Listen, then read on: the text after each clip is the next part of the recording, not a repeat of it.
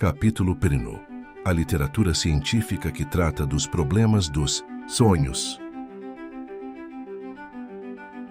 Nas páginas que seguem, apresentarei provas de que existe uma técnica psicológica que torna possível interpretar os sonhos, e que, quando esse procedimento é empregado, todo sonho se revela como uma estrutura psíquica que tem um sentido e pode ser inserida num ponto designável nas atividades mentais da vida de vigília.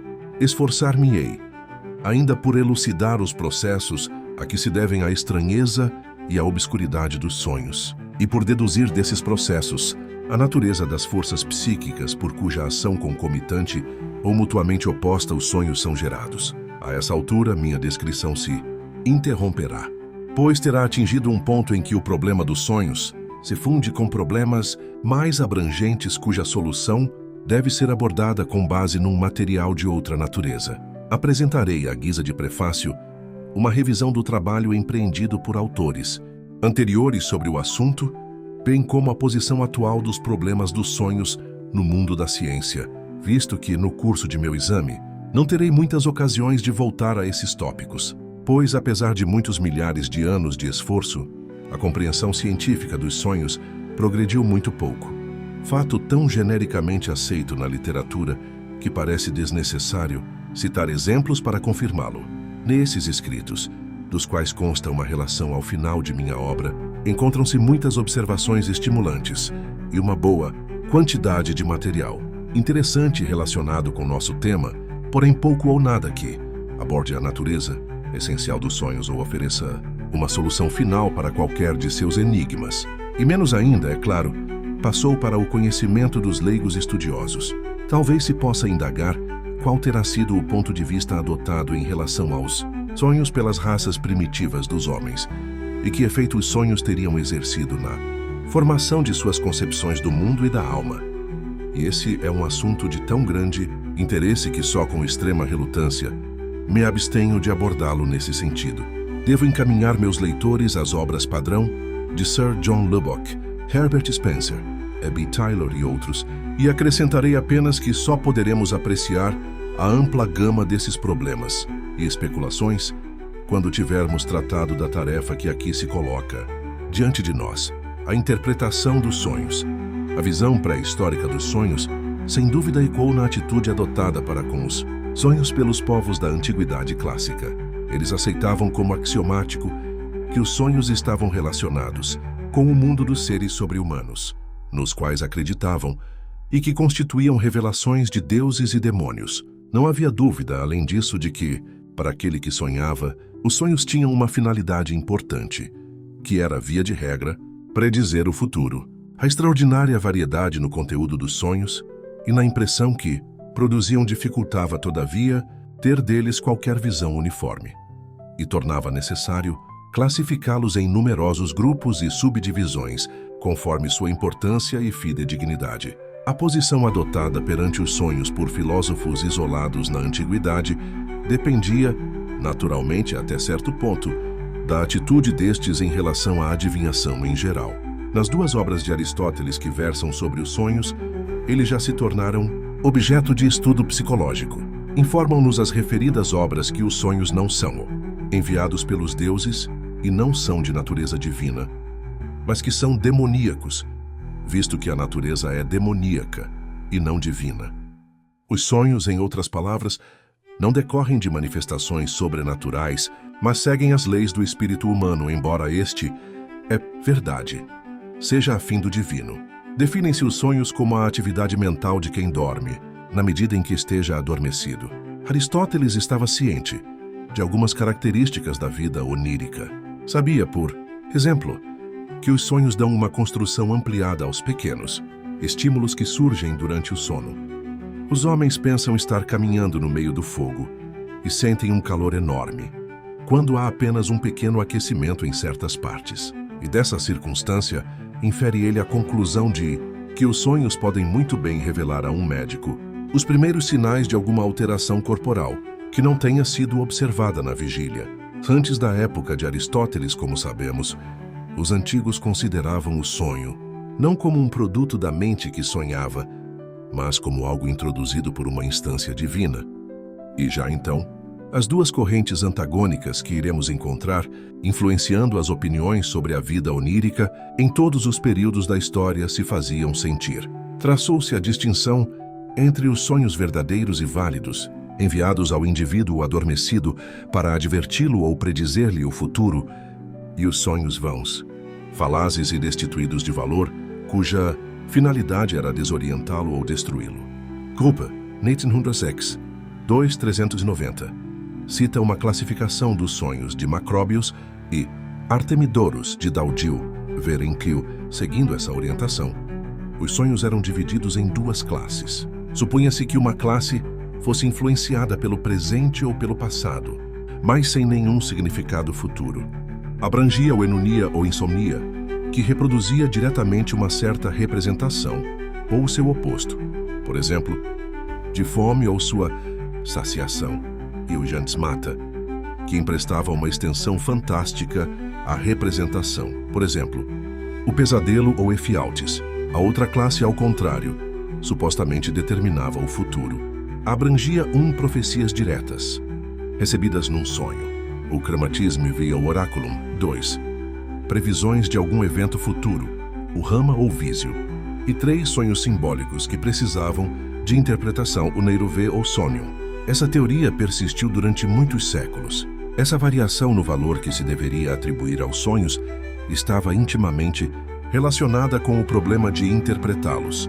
Em geral, esperavam-se importantes consequências dos sonhos, mas nem todos eles eram imediatamente compreensíveis, que era impossível dizer se um sonho inteligível em particular não estaria fazendo alguma comunicação importante. Isso proporcionou o incentivo para que se elaborasse um método mediante o qual o conteúdo ininteligível de um sonho pudesse ser substituído por outro compreensível e significativo.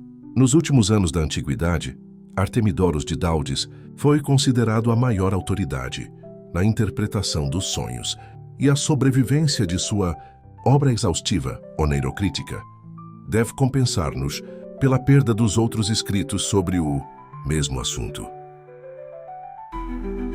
A visão pré-científica dos sonhos adotada pelos povos da Antiguidade estava, por certo, em completa harmonia com sua visão do universo em geral, que os levou a projetar no mundo exterior como se fossem realidades, coisas que de fato só gozavam de realidade, dentro de suas próprias mentes. Além disso, seu ponto de vista sobre os sonhos levava em conta a principal impressão produzida na mente desperta, pela manhã, pelo que resta de um sonho na memória. Uma impressão de algo estranho, advindo de outro mundo e contrastando com os demais conteúdos da mente. A propósito, seria um erro supor que a teoria da origem sobrenatural dos sonhos está desprovida de defensores em nossos próprios dias. Podemos deixar de lado os escritores carolas e místicos que de fato estão perfeitamente justificados em permanecerem ocupados com o que restou do outrora amplo domínio do sobrenatural, enquanto esse campo não é conquistado pela explicação científica, mas além deles, depara-se com homens de visão esclarecida, sem quaisquer ideias extravagantes, que procuram apoiar sua fé religiosa na existência e na atividade de forças espirituais sobre-humanas, precisamente pela natureza inexplicável dos fenômenos dos sonhos. C.F. Hafner, 1887. A alta estima em que é tida a vida onírica por algumas escolas de filosofia, pelos seguidores de Schelling, por exemplo, é nitidamente um eco da natureza divina dos sonhos que era incontestada na antiguidade. Tampouco chegaram ao fim os debates acerca do caráter premonitório dos sonhos e de seu poder de predizer o futuro, pois as tentativas de dar uma explicação psicológica têm sido insuficientes para cobrir o material coletado, por mais decididamente que as simpatias dos que são dotados de espírito científico se inclinem contra a aceitação de tais crenças. É difícil escrever uma história do estudo científico dos problemas dos sonhos, porque, por mais valioso que tenha sido esse estudo em alguns pontos, não se pode traçar nenhuma linha de progresso em qualquer direção específica. Não se lançou nenhum fundamento de descobertas seguras no qual um pesquisador posterior pudesse edificar algo. Ao contrário, cada novo autor examina os mesmos problemas de novo e recomeça, por assim dizer, do início, se eu tentasse relacionar em ordem cronológica aqueles que têm escrito sobre o assunto e apresentasse um sumário de seus pontos de vista sobre os problemas dos sonhos, teria de abandonar qualquer esperança de apresentar um quadro geral abrangente do atual estado dos conhecimentos sobre o assunto. Optei, portanto, por estruturar meu relato de acordo com tópicos e não com autores, e à medida que for levantando cada problema relacionado com o sonho, apresentarei qualquer material que a literatura contenha para sua solução, visto, contudo, ter me sido impossível englobar toda a literatura sobre o tema. Amplamente dispersa como é e invadindo muitos outros campos, sou compelido a pedir a meus leitores que se deem por satisfeitos, desde que nenhum fato fundamental ou ponto de vista importante seja deixado de lado em minha descrição. Até pouco tempo atrás, a maioria dos autores que escreviam sobre o assunto sentia-se obrigada a tratar o sono e os sonhos como um tópico único e, em geral, abordava, além disso, condições análogas fronteiriças à patologia e estados semelhantes aos sonhos, como as alucinações, visões, etc. As últimas obras, pelo contrário, mostram preferência por um tema restrito e tomam por objeto, talvez, alguma questão isolada no campo da vida onírica. Agradar-me-ia ver nessa mudança de atitude a expressão de uma convicção de que, nessas questões obscuras, só será possível chegar a explicações e resultados sobre os quais haja acordo mediante uma série de investigações pormenorizadas. Uma pesquisa detalhada desse tipo, predominantemente psicológica por natureza, é tudo o que tenho a oferecer. Nestas páginas, tive poucas oportunidades de lidar com o problema do sono, posto que esse é essencialmente um problema da fisiologia, muito embora uma das características do estado de sono deva ser a de promover modificações nas condições de funcionamento do aparelho mental. A literatura sobre o tema do sono, consequentemente, não é considerada adiante. As questões levantadas por uma indagação científica sobre os fenômenos dos sonhos como tais podem ser agrupadas sob as epígrafes que se seguem, embora não se possa evitar certa dose de superposição.